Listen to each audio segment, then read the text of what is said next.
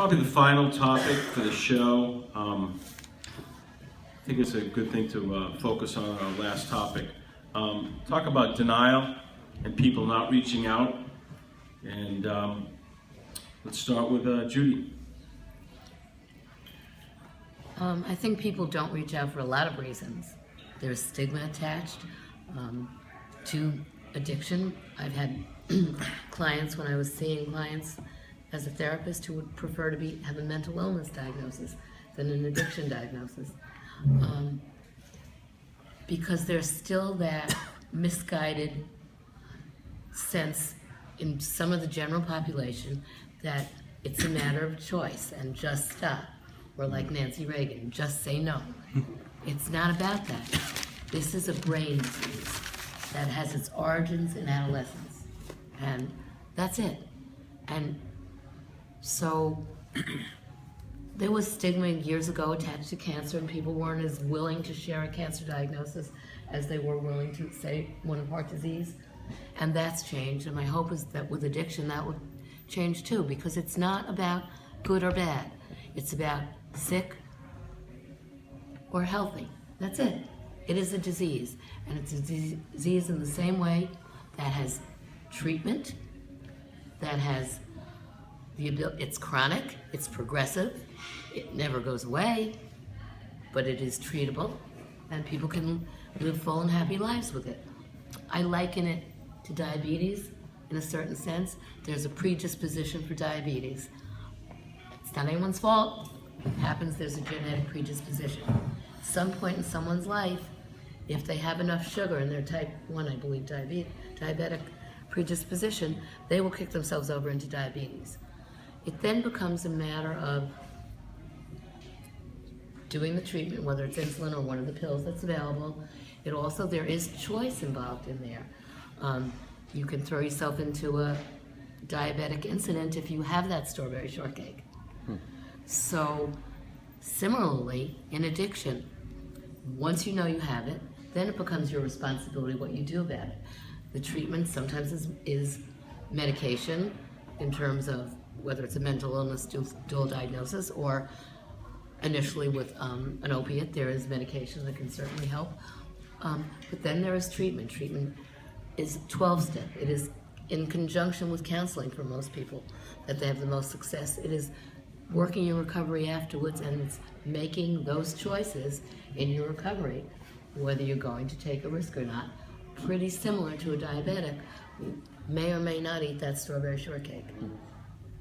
So if you can think of it that way, it's less about, oh, just don't do it, and it's more about, okay, this is the path of this disease.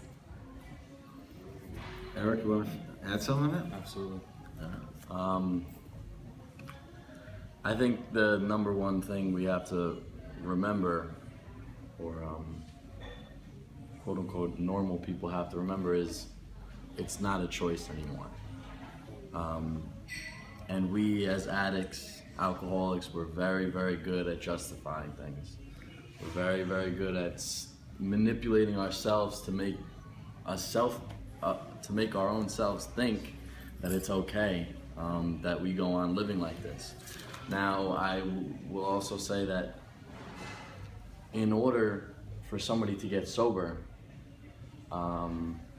they need some sort of willingness, and the only way to make that willingness come about is pain. If I wasn't in pain, I wouldn't have got sober. Now, my problem is I can't stay away from the strawberry shortcake.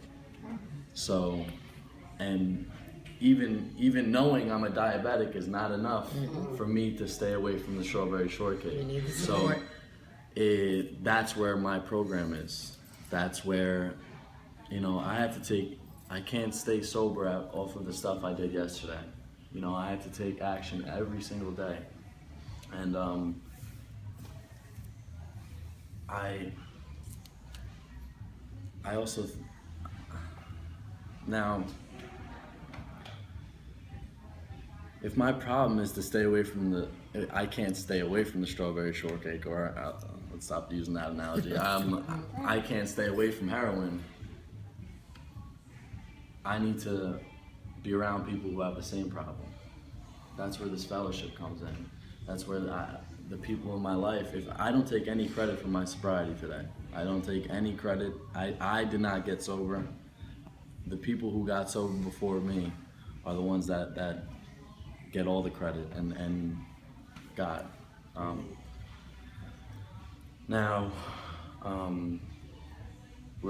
I know for me, I was completely hopeless, and all I did was capitalize on that glimpse of willingness. You know, I was in my backyard. I've had plenty of physical, quote unquote, if you will, bottoms. You know, arrests, crashing cars, relationships ruined, my mom and dad, you know, school consequences. I've had all those physical or environment or whatever outside things happen. It was until I was in my backyard one day and I was just looking up at the stars and the moon, and I was, what am I doing? You know, even at that point, I didn't think I could get sober.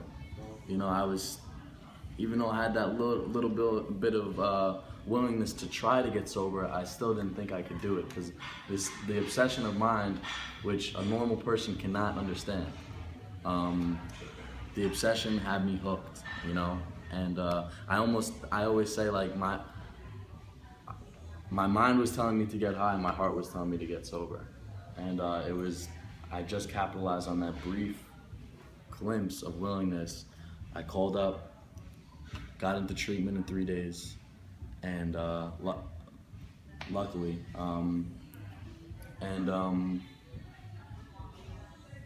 you know, I just want to say, like, I'll always have this disease of addiction. I'll always have it. I'll always be diabetic.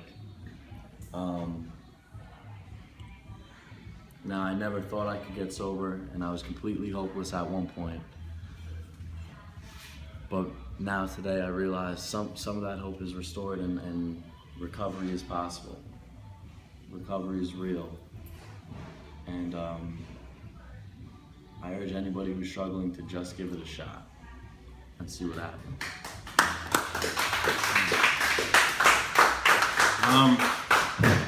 I think I thought of a way to end the show. I was going to say it on a high note, but I don't think that's a good way to. I don't think that's a good word. So I want to end the show on a really good note. So I'm going to walk over to Colleen with her son. Colleen, and as Eric and Judy were talking, I looked at the love in your eyes, and I looked in the love in your eyes for your mom. And I said to myself, what a beautiful thing. Would that have been possible? Are you still on drugs, Colleen? Absolutely not. Would it be possible? Tell me how much you love your mom. A lot. Tell me how beautiful your mommy is.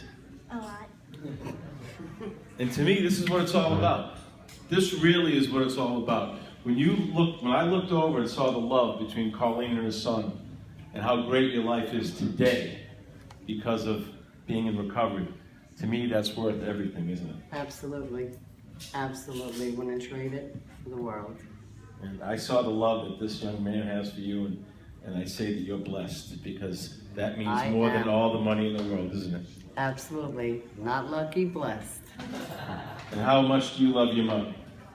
To the what? And how great is your mom? To the what? What? How much do you love me?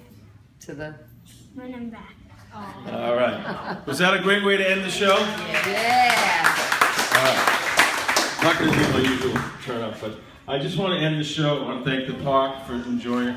I want to thank everyone that came tonight, and I especially want to thank, let's have a round of applause for our two panel members, Judy and Eric, who did a fabulous job. And also thanks to everyone that should, to Betty Ann, to Kim, to Mike, Colleen, and Huey, for sharing from your hearts. Have a round of applause for them. Thanks to all the others who came and participated. Thanks to my great videographer, Rocco. And you have my promise that this is not the first time. We're going to do it again. and we want to get more people and keep raising awareness and keep hearing your stories. Thanks to everyone that came tonight. And we're going to keep it going. And to everyone, stay strong. Love yourself, love your families, and be strong in recovery. We'll see you next time.